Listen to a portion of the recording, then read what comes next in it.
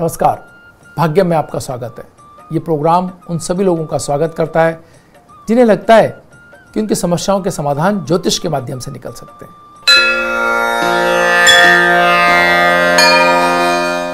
आज 15 मई 2020 है। ज्येष्ठ मास चल रहा है, कृष्ण पक्ष है, तिथि अष्टमी है, वार शुक्रवार है और विक्रम संवत 2077 है। प्रमादी नाम का संवत्सर चल रहा है। शक संवत 1942 है। सूर्य इस समय उत्तरायण में है, ग्रीष्म ऋतु चल रही है और मुस्लिम तारीख 21 है। रमजान माह चल रहा है और हिजरी सन 1441 है। अष्टमी तिथि दिन में 8:23 तक है, उसके उपरांत नौमी तिथि आरंभ हो जाएगी। धनिष्ठा नक्षत्र 8:30 तक है, उसके उपरांत शतभिषा नक्षत्र आरंभ हो जाएगा और योग इंद्र है रात्रि में 1:47 तक, उसके उपरांत वैदिति योग आरंभ हो जाएगा। करण कौलव है दिन में 8:23 तक, उसके उपरांत तैतिल करण आरंभ हो जाएगा। सूर्योदय जयपुर में 5:43 पर और सूर्यास्त 7:03 पर हो रहा है। ग्रहों का गोचर में देखें तो सूर्य वृष राशि में, जो शुक्र की स्वराशि है, उसके अंदर आज है और मंगल कुंभ राशि में, जो शनि की राशि है, उनके अंदर है। बुध वृष राशि, जो शुक्र की राशि है, उनकी स्वराशि है, उसमें है। बृहस्पति मकर राशि, जो शनि की राशि, उसमें है। शुक्र वृष राशि, जो उनकी स्वराशि है, उसके अंदर बुध और सूर्य के साथ उपस्थित है। शनि मकर राशि में बृहस्पति के साथ उपस्थित है। राहु मिथुन राशि के अंदर, जो उनकी उच्च राशि है, उसके अंदर है और केतु धनु राशि के अंदर, जो उनकी अपनी राशि है, उसमें है। और चंद्रमा कुंभ राशि में मंगल के साथ हैं। आज पंचक चल रहे हैं। दाऊद दयाल पुण्य दिवस, शहादत हजरत अली, ये सभी आज ही के दिन है।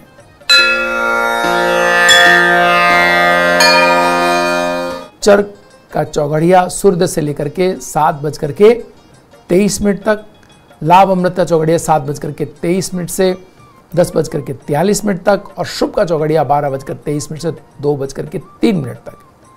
चर का चौघड़िया 5:23 से सूर्यास्त तक है। राहु काल वेला दिन में 10:30 से 12 बजे तक है। राहु काल में जो लोग शुभ कार्यों को प्रारंभ नहीं करते हैं और उनके लिए कार्यों को टाला जाना भी संभव ना हो, तो दूध या दूध से बनी चीजों का सेवन करके आप कार्य प्रारंभ कर सकते हैं। इससे राहु काल के दुष्प्रभाव में कमी आएगी।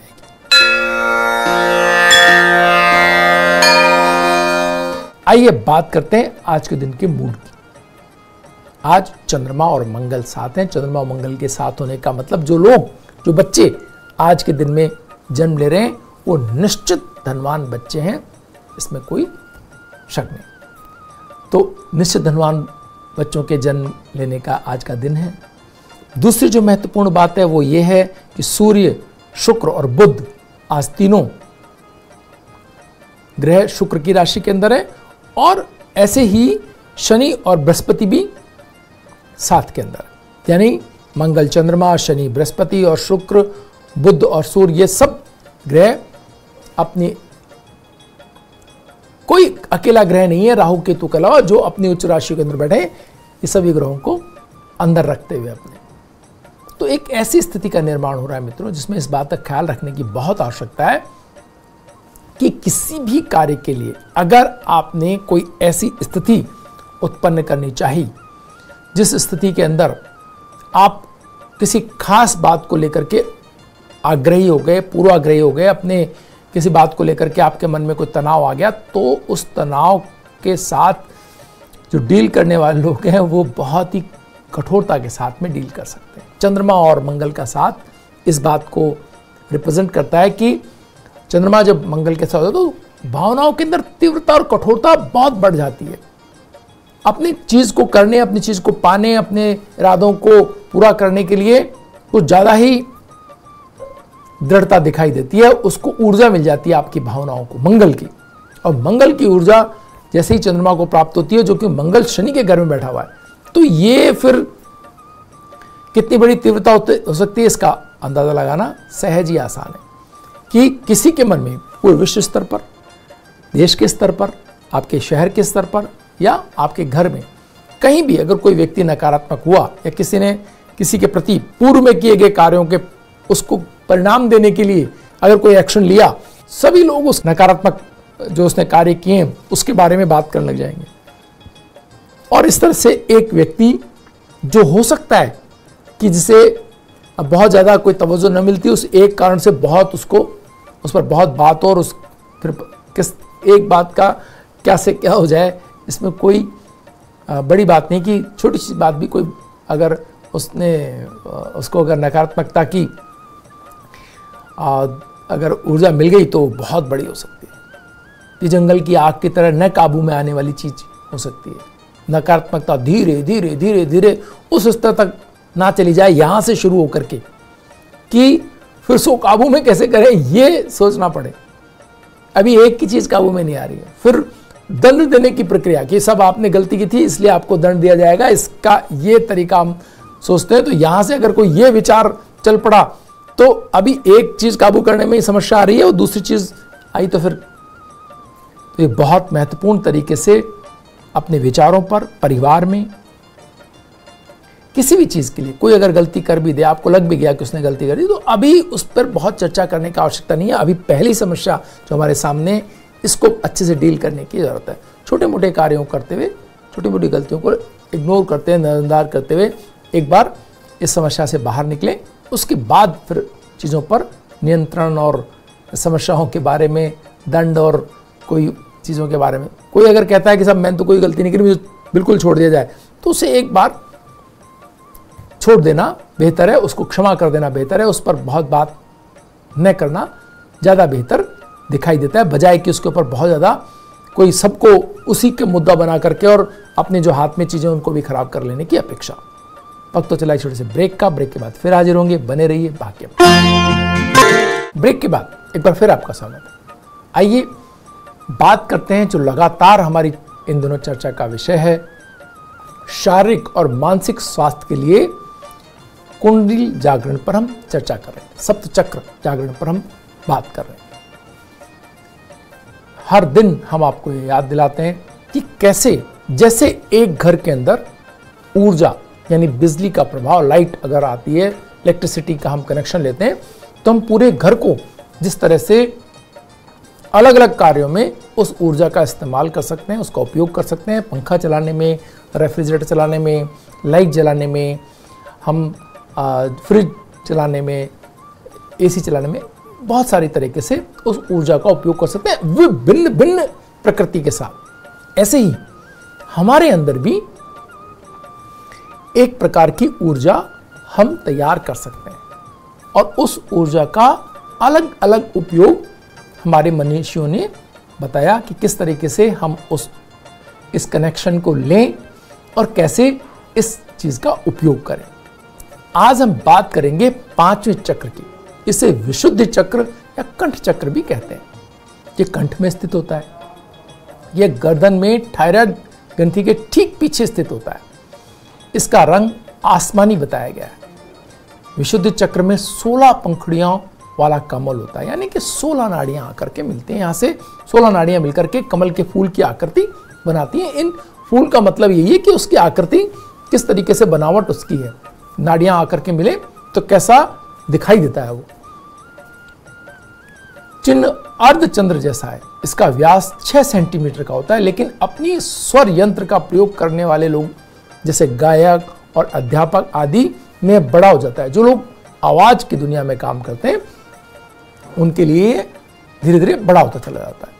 इस चक्र के देवता श्री कृष्ण और राधा माने गए और इसका बीज मंत्र है हम। इस चक्र में ए से लेकर ए तक 16 ध्वनियां निकलती हैं। इसका संबंध आकाशीय ग्रह मंगल से है। विशुद्धि चक्र आकाश तत्व प्रधान ग्रह है, वैक्यूम का ग्रह है। वैक्यूम मतलब आकाश तत्व जिसमें कुछ भी नहीं, उसको ये हमारे पंच तत्वों की जो हम बात करते हैं उसमें आकाश तत्व का बड़ा महत्व है। इस चक्र को सक्रिय रखने के लिए उपयुक्त भोजन सभी प्रकार के फल हैं। अगर आप फल का सेवन करते हैं तो इस चक्र के लिए इसके मायने ये हैं कि आप सही चीज का अपने खान पान में आपने जगह दी है। जितना आप फल के ऊपर अपने आप को लाते जाएंगे, विशुद्धि चक्र आपका और बलवती होता जाएगा। इसीलिए जो भी लोग अपने जो है बोलने या अपने भाषण कला से या इस सब पर जिन भी लोगों का बेहतर अधिकार होता है, आप देखेंगे वो फल का अधिक सेवन करते हुए आपको पाए जाएंगे, या जो लोग फल का अधिक सेवन करेंगे उनका विशुद्ध चक्र की ऊर्जा बेहतर होती चली जाएगी।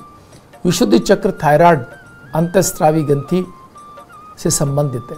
ये थायराइड, स्वर यंत्र, फेफड़े, श्वासन नलिका के पथ और आहार तंत्र को नियंत्रित करता है, मेटाबॉलिक रेट को संतुलित रखता है, पूरे शरीर को शुद्ध करता है और भूख और प्यास को रोका जा सकता है, ऐसी ताकत आपको प्रदान करता है। विशुद्ध चक्र से भौतिक ज्ञान, कल्याण, महान कार्य, ईश्वर में समर्पण, विष और अमृत, इन पर नियंत्रण, यानी आपके शरीर के अंदर नकारात्मक चीजें हैं उन पर नियंत्रित और सकारात्मक चीजों का सही प्रयोग, इस पर नियंत्रण करने की आपको दक्षता देता है। विशुद्ध चक्र संचार, संवाद और संप्रेषण का केंद्र है। यह व्यक्ति को अपने अनुभवों के बारे में बोलने की तीव्र इच्छा शक्ति प्रदान करता है। यह चक्र श्रवण का भी केंद्र है और मनुष्य के सुनने की शक्ति इतनी विकसित कर देता है कि वह कानों से ही नहीं, मन से भी सुनने लगता है। यह मनोवैज्ञानिक दृष्टि से रचनात्मकता, आत्मानुशासन, दायित्व और नेतृत्व का विकास करता है। जो भी लोग आपको बहुत डिसिप्लिन, अपनी बात बहुत तरीके से कहते हुए, बहुत अच्छे से सुनते हुए और कार्यों के सही निष्पादन से जुड़े हुए होते हैं, वो लोग, उनका विशुद्ध चक्र की जो ऊर्जा है वो काम में ले रहे होते हैं, ये ऐसा आप मान सकते हैं। इस चक्र का ध्यान करने से मनुष्य के रोग, दोष, भय, चिंता, शोक आदि दूर होते हैं और वह लंबी आयु को प्राप्त करता है। इस चक्र का नाम विशुद्ध रखने का कारण यही है कि इस तत्व पर मन को एकाग्र करने से मन आकाश तत्व के समान शून्य और शुद्ध हो जाता है। इस चक्र में बाहरी और आंतरिक विषयों को नियंत्रित करने की क्षमता होती है। ये चक्र पिछले कटु और नकारात्मक अनुभवों को निकाल करके जीवन को परमानंद से भर देता है। जागृत होने पर यह मनुष्य के जीवन की जो शक्ति है, रचनात्मकता है और सच्चा ज्ञान है, वो ज्ञान की उन लेयर्स में छिपे हुए, यानी कि ज्ञान किसी भी तरीके से दिया जाए, ज्ञान कितने भी उसके अंदर हो, वो सही ज्ञान को वो निकाल लेता है, तत्व ज्ञान को निकाल लेता है वो व्यक्ति। अब बहुत लंबी बातचीत के अंदर से वो उसके सामने वो जान जाएगा कि इसमें से तत्व की बात कितनी थी। तो ये आपको विशुद्ध चक्र से प्राप्त होता है। विशुद्ध चक्र का संतुलन बिगड़ने पर थायराइड के विकार, जुकाम, ज्वर, संक्रमण, मुंह, जबड़ा, जिह्वा, कंधा और गर्दन संबंधी रोग, उग्रता, हार्मोन के विकार, मनोदशा विकार, रुजुवृत्ति जनित रोग आदि हो सकते हैं। विशुद्ध चक्र को जागृत करने के लिए हलासन, सेतुबंधासन, सर्वांगासन और उज्जयी प्राणायाम अगर आप करते हैं तो ये आपकी ऊर्जा विशुद्ध चक्र तक निर्बाध जा सकती है। वहाँ स्थिर रखना तो बहुत बड़े योगियों का काम है, लेकिन अगर आपने वो ऊर्जा बनाई और विशुद्ध चक्र तक आप उसको लेके गए तो ये भी एक बहुत बड़ी बात होगी। यानी आपने ऊर्जा बनाई और उसको विशुद्ध चक्र तक वो प्रवाहित होती रहे निर्बाध, ऐसा भी हो जाए तो ये बहुत आपके जीवन को सकारात्मकता दे सकती है, आपके कार्यों के बड़े परिणाम दे सकती है और आपके जीवन के अंदर ऐसी आपको अपने शरीर पर नियंत्रण दे सकती है जिससे आप ऐसे कार्यों को करने में सफल हो जाएं जो अभी तक सिर्फ जिनकी आपने कल्पना ही की। वक्त तो चला एक छोटे से ब्रेक का, ब्रेक के बाद फिर हाजिर होंगे। बने रहिए भाग्य में।